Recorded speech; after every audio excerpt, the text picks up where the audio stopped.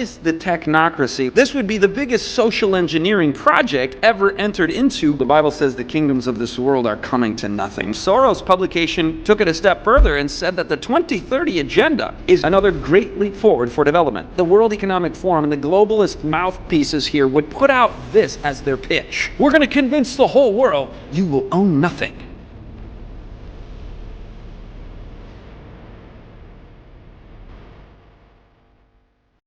We're going to cram in a little bit of info from Technocracy coming soon. Literally, it's recorded already. We recorded it about a month ago, and it's in editing, and those who have gotten the series are getting digital versions. But anyway, a 10-part series, how to summarize and give an introduction to what is the technocracy. Well, I found it very interesting. Just earlier this year, there was held among the global elites a summit where they called it the World Government Summit.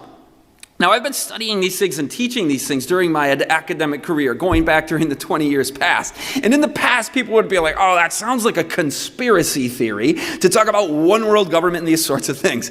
It is now something that has been coming out, so to speak, the uncloaking, the coming out of announcing the world government. The opening session said, are we ready for a new world order? Your Excellency, are you ready for a new world order? And the announcement is here. Now, 2015 was really the expose of this, where they announced the 2030 agenda. Do you remember 2015? It was a big year in current events. That's when the Pope visited the United States. We'll get back to that in just a minute. Transforming our world. Now, that's quite a high achievement goal here. If that were to be achieved, the total transformation of the world by 2030, this would be the biggest social engineering project ever entered into by social engineers. In fact, one top globalist UN official named Peter Thomas called the UN 2030 agenda the master plan for humanity. That sounds like, again, a pretty high order. And it takes me back to Psalm 146, verse 3, that says, put not your trust in princes. When I hear people saying, for every human being on earth, we have the master plan for all of humanity.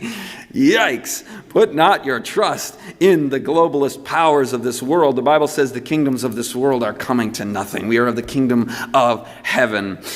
Robert Mugabe, the communist dictator of Zimbabwe, the late really disruptor of that country, and I say that from my heart. My wife was born in Zimbabwe. Her sister was born in Rhodesia, before it became communist Zimbabwe, and they were missionaries in that country. And my father-in-law speaks of how the country was absolutely destroyed by this horrific, tyrannical, authoritarian takeover. And so it's interesting that that dictator praised this 2030 agenda. He said this agenda promises look at the phrase, a brave new world. A new world which we have to consciously construct, a new world that calls for the creation of a new global citizen. Now, I hope we don't get into the fiction dystopian books, but that was my background. I would teach Orwell's 1984 and Aldous Huxley's Brave New World. These are dystopian, futuristic views of what a tyrannical society could look like. If you're trying to paint a positive picture of your agenda, you wouldn't use phrases like, we're creating an Orwellian society. And, that's going to be the pitch for people. We're creating a brave new world. But that's the announcement. And then the George Soros publication took it a step further and said that the 2030 agenda, this globalist New World Order agenda, is a great leap forward, another great leap forward for development. History students, do you know the phrase, the Great Leap Forward? Are you familiar with communist China? Even the Washington Post said, remembering the biggest mass murder in the history of the world. And it was called the Great Leap Forward. Upwards of 50 million Chinese people starved to death by the communist regime. Millions of them beaten and tortured to death. 30% of their houses demolished, turned to rubble. Millions thrown in concentration camps. Now, who else loves the 21st century Brave New World, the Great Leap Forward, the master plan for humanity, known as the 2030 Agenda? None other than the real wellspring behind the globalist agenda, the Vatican. In an address to the United Nations General Assembly, 2015, when Pope Francis visited the United States, boy, could we talk for 20 minutes about that and what a big media event that was, the biggest security event in the history of America. They called him in the media, His Holiness. Not the one Roman Catholics refer to as His Holiness. They called him His Holiness.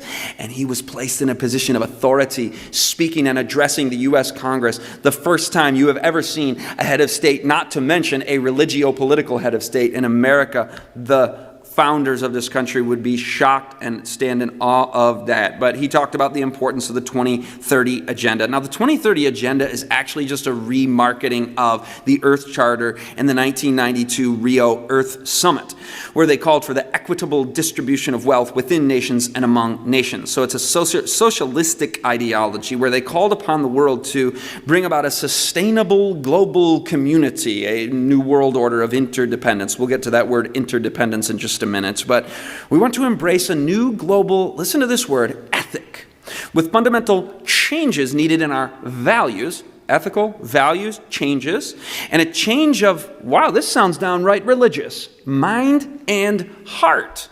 At the World Government Summit, they used the phrase interdependence. Now, I remember reading the Declaration of Interdependence. I apologize, you can't quite read the whole thing there at the top. It should say Declaration of Interdependence. At the 1992 Earth Summit, there was a poem that was written called the Declaration of Independence, and it was presented there. And it goes like this, among other things. It says, "We are the earth. We are the rains. We are human animals, related to all other life as descendants of the firstborn cell." Now, aside from the non-scientific nature of that, it's totally New Age, right? So it's a religious ideal, a change of heart and minds, value system, ethical system that needs to be imposed on the world. Now watch this. One of the big promoters of the Earth Charter, Mikhail Gorbachev, says, "My hope is that this Earth Charter will be a kind of," what's the next two words? A 10 Commandments. You've always got the devil monkeying with God's law, don't you? He finds 100 different ways to do that. And a Sermon on the Mount that provides a guide for human behavior toward the environment in the next century. He wasn't the only one that said it. Maurice Strong said, he was a big promoter of this, the real goal of the Earth Charter is that it will in fact become like the 10 Commandments. Now, they took this document called the Earth Charter, which called for the redistribution of wealth within nations and among nations, said we are the rain, we are the earth, all this New Age pantheism. And they took this document, the Earth Charter, and they put it in this box. Have you ever seen this before? It's called the Ark of Hope. They've still got the website up from the 90s. The Ark of Hope, a 49-inch by 32-inch by 32-inch wooden chest. Do those dimensions sound familiar? This is not being very subtle, is it? This is a counterfeit version of your Ark of the Covenant, which in Revelation 11 is enshrined in heaven as the thunderings and the earthquake and the voice of God speaks.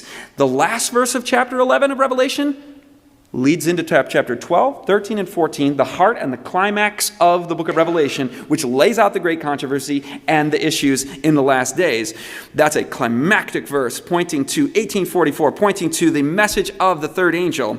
The Ark of Hope reveals a place of refuge for these New Age books that they call the Temenos books, and they're books of global healing and peace and gratitude, and 1,000 handcrafted books made by artists and school children. Interestingly, they induct the school children into the New Age religion, so much for the separation there. Public school children entered into and inducted into this religious viewpoint. The Earth Charter's 16 principles are the guiding vision behind the creation of these books. So they also include things about like visual prayers and affirmations for global healing, and earth masks and aboriginal sorts of regalia in there, paraphernalia.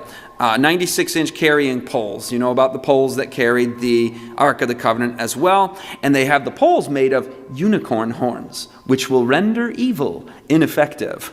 Now, we often think of the globalist, agenda as being a secular humanist thing. You'll hear this a lot from evangelical Christians who want to, many of them, really bring about an imposition of religious dogma from the wrong kind here, not based on free choice. And so the great enemy is secular humanism, and we need to replace that with a Protestant form of papalism, the merging of church and state. So what you find, though, when you scratch under the surface of this globalist perspective is not really secular humanism at all. There may be a humanist manifesto, but it is very religious with that sort of aboriginal and New Age type of flavor. You find it also in the Georgia Guidestones. They underwent a renovation recently, I heard in the news, but in the Georgia Guidestones, it's another counterfeit 10 Commandments. The first commandment of the New Age Georgia Guidestones near Atlanta, Georgia, is to maintain humanity under 500 million in perpetual balance with nature. So 500 million down from, what are we at, about 7.5 billion now. So, over 90% reduction of human population is very much part of that agenda. The Earth Charter, by the way, in that one, they decry the unprecedented rise in human population. I've got quotes and lots of clips in Technocracy. We got like 12 plus hours of content, a lot of which is clips of them saying it. One of the guys at the World Economic Forum recently said, I want less humans on the planet. So they're kind of coming out with that. British royalty have said it, that if I were to be reincarnated, I would like to come back as a virus and infect humanity and do something to contribute to overpopulation. In the Earth Charter, they say we want to ensure universal access to health care. Well, that sounds nice, but wait. Healthcare that fosters reproductive health and responsible reproduction. What kind of healthcare is that referring to? I've got a thing up there for planned eugenicide. That's the whole seminar on the topic of Planned Parenthood as a eugenics front and a depopulation, particularly targeting underprivileged communities. I won't do the whole talk on that, but they're bragging about it and admitting it 100 years ago, what that annihilation of millions of unborn babies was really all about. Now, here's the World Economic Forum in 2016 announcing what's coming by 2030. That's their goal, at least. I hope we're wrapping this thing up, finishing the work, getting the third angel's message out and back home in heaven, back home in Eden, rather, in 2030 in the heavenly city. But their agenda for 2030, I own nothing, have no privacy, and life has never been better. Welcome to 2030. How many of you have heard that before, by the way? Okay, if most of you have heard, this has made the rounds. This kind of went viral, but I want you to hear what was actually stated in this World Economic Forum article. They published it in Forbes, and they said, welcome to the year 2030. Welcome to my city, or should I say our city. I don't own anything. I don't own a car. I don't own anything. It might seem odd to you, but it makes perfect sense for us in this city. So it's our city. It's a collectivism, but not a commune in the sense of corporate communal ownership, because it's I own nothing. But how is it ours then? There are owners, there are feudal lords. We'll get back to that in just a minute. Everything you considered a product has now become a service. We have access to transportation, accommodation, food, and all the things we need in our daily lives. One by one, all these things became free. So it ended up not making sense for us to own much. Transportation dropped dramatically in price. It goes on to say we don't need to own a car. We just borrow a car. In our city, we don't pay rent because someone else is using our free space in our apartment when we don't need it. Our living room is used for business meetings when I'm not there. I was talking to Charles before we were meeting here tonight, and I said to him, this idea that the World Economic Forum and the globalist mouthpieces here would put out this as their pitch. We're going to convince the whole world you will own nothing. People will be using your living room for business meetings when you're not there. Oh yes, and we're not talking about this tonight, but you will eat bugs. This sounds like the worst pitch ever, right? This is a foil. This is absolutely a foil, I believe. I'm opining, I'm editorializing here, okay? Just for a moment, forgive me. I like to just present information, but let me give you, just plant a thought, an idea to consider, to evaluate. Why make such a blatantly unattractive picture of a dystopian future? Like it's a brave new world, we're the master plan of humanity, it's the great leap forward, you will own nothing, you will eat the bugs. Maybe, just maybe, this is the foil the devil puts out there, and then the more reasonable version is presented. We'll get to that in just a second. Once in a while, I cook for myself. Kitchen equipment is delivered to me. I don't shop. I just let the algorithm make decisions for me. It knows me much better than I know myself. AI and robots took over our work, and I'll just breeze through some of that so we can conclude here in just a minute. I don't own anything or own a car. They said that sounds utopian. See, the World Economic Forum is painting this picture of the future as if it is utopian, meaning an ideal society. Unfortunately, I don't have the time to read this very, very academically apt description. It's basically high-tech feudalism. You've got the owners, the corporate masters, and all the people then beneath that under the system of universal feudalism. The biggest concern, this was interesting to me, to conclude their statement about you will own nothing, you have no privacy, the biggest concern of the World Economic Forum is all the people who do not live in our city. those who live outside the city, those we lost on the way. Now we understand the saved and the lost. They have the lost, those who are not incorporated into our utopia. Those who decided it became too much, all this technology. Those who felt obsolete and useless when robots and AI took over big parts of our jobs. Those who got upset with the political system and turned against it. They live different kinds of lives, there it is again, outside of the city. Some have formed little self-supplying communities. It says in the spirit of prophecy that's called noble independence. And they stayed in these 19th century villages and so on. Now the World Economic Forum, the real wellspring behind this, to mention prophetically, we know the Vatican plays that central role. If you type in the word Pope into the World Economic Forum website and search how many articles reference Pope Francis, 1,680 hits come up. Now, I mentioned feudalism a couple times. If you're not familiar with that, you missed your Western Civ class, here's a little reminder. They put their version of God, their image, their counterfeit God at the top of that, who declares all authority unto the worldly ruler as the emperor and king, and the pope as the religious ruler. So there you have the secular, and they're merged, by the way. They're close together, but they're also small in number. Out from there, you get the nobility, and you get the cardinals, the bishops, the religious hierarchy. Down from there, you get the merchants, craftsmen, and free peasants. You get the priests and the monks, and then at the bottom you get just the commoners, who are the regular believers who've been inducted into the system through infant baptism, which, by the way, is a universal ID. Oh, if we had time to talk about digital ID, internet ID, that's another way of identifying and controlling the masses. But you had the serfs there, didn't own land, they were tied to the land. They were commodities of the land. So slaves, but when the land is bought, they are bought with it, basically. Now, America was the overturning of the Dark Ages model. The Dark Ages model religiously and economically, politically. It was as the tidings spread through the countries of Europe. This is from the Great Controversy.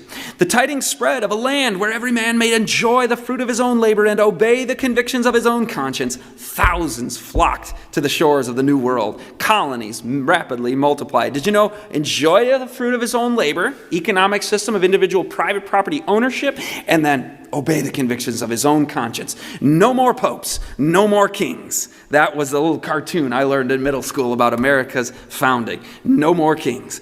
The feeble and isolated colonies grew to a confederation of powerful states, and the world marked with wonder the peace and prosperity of a church without a pope and a state without a king.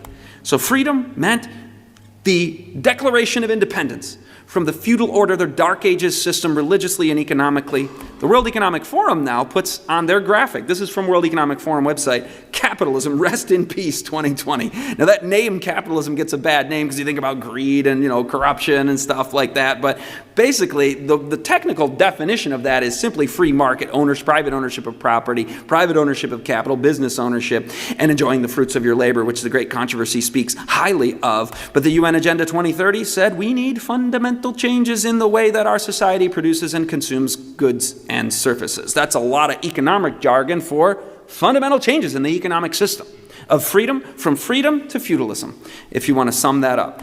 Now, I mentioned it'll get a little more clever. The Pope is a little more subtle. He's not like death of capitalism, a whole new economic system. You will eat the bugs and own nothing. No, it's inclusive capitalism.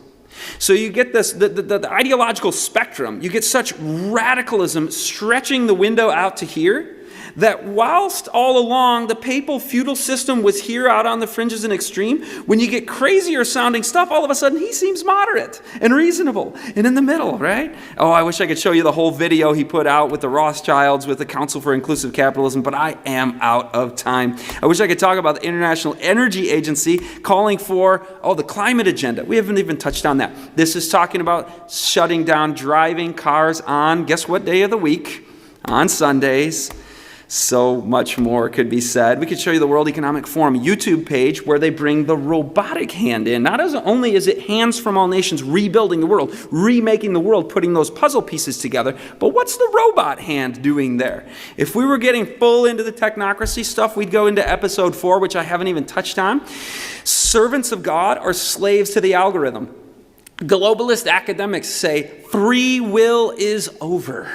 What does that mean in the great controversy? If we were to annihilate free will by digitizing all of the inputs we put online that read our minds, that create a psychological profile of every human being who is online so much, and then that algorithm knows us better than we know ourselves, and it begins to identify our next and predict our next behaviors and can mimic, and we would trust that, as you saw earlier. Sometimes I just let the algorithm make my decisions for me. Free will is negated. Episode 5 would be meta-immersed.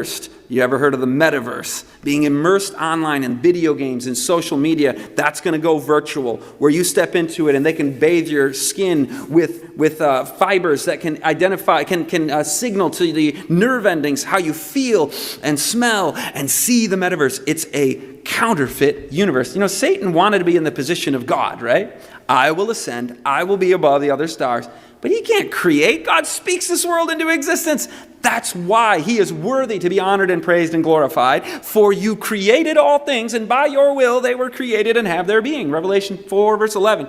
Satan can't create, but now he can digitally. A counterfeit creation where we step into it. And then all of our labor becomes automized. We become obsolete. Remember during COVID, they talked about non-essential labor and employments. We were beginning to be inducted into that, and reason why the future doesn't need humans. They're coming out and announcing that. Then you got social robots, actual artificial intelligence, humanoid robots or little pets and things that can love, and digital interfaces, news broadcasters that look just like people, totally fake, and it can have a doctor online that's just AI, can have greater empathy, can trick us into thinking that we are being loved, and the counterfeit creation of social robots transpires because Satan said, you will be like God, and we can create these entities. Oh, look at this. World Government Summit. Does this look familiar? Ooh, let me just leave you with that, to think about what that means. I don't have time to unpack all this because we're wrapping up here. But you've seen the Renaissance era painting of the hand of God, the hand of Adam. The created being is that robot there. So we now are created. You will be like God. Satan said, I will be like God. He can create the metaverse. I can create a whole digital world people will be immersed in. They'll divorce themselves from people, from nature, from pets, from real things. And then we also are the creator there. But then also it's Human 2.0, where they're saying we are evolving and we are upgrading because we can merge with this mastermind AI cloud. We can think right into the cloud, become more intelligent and an evolved species, and become godlike, attaining godlike power, which is interesting because if it's the God delusion, it goes to this thing of spiritual machines. Spiritual machines. Now, notice on the right, you had the finger of God. I should have the picture of the image from the Renaissance. But do you remember the picture? Adam's finger is limp and God's finger is straight. Do you remember that? The two have been reversed where man is in the place of God, but the robot is the one with the straight finger and man's is limp. Well, maybe we're reading into that too much. You got to get the artistic right brain going here. Maybe that's what they're going for. But the bottom line is they are announcing that AI is to be worshipped as God, the complete surrender to and literal worship of artificial intelligence. It's what the former Google executive talked about in the age of spiritual machines. Much more to be said about the technocracy, but much more to be said than about the Great Reset is the Greater Reset. You know, we talk about these things because we understand how they relate to prophecy, how they play into the big themes of God's character and the great controversy and free will and all this massively important theological stuff. But the real reason we understand these things is for the greater reset, the preparation needed for that, to behold Christ in his character in contrast to what the devil is doing in this world. Prophecy is enlightening, is engaging, is interesting, current events, to see it all transpiring, but only for the reason to be prepared for that great day, to be cleansed now, to have the righteousness of Jesus Christ right now, because we know God's character and we know his message and the third angel's message. Is that your desire, to be prepared for that blessed hope, for that great day as we stand right now in the time of the judgment? And things are getting interesting. I mean, should time last another 10 years, what kind of human beings are there going to be merging with AI and all this sci-fi tech sounding future? We're in the last days, friends. We don't set dates. That's not appropriate.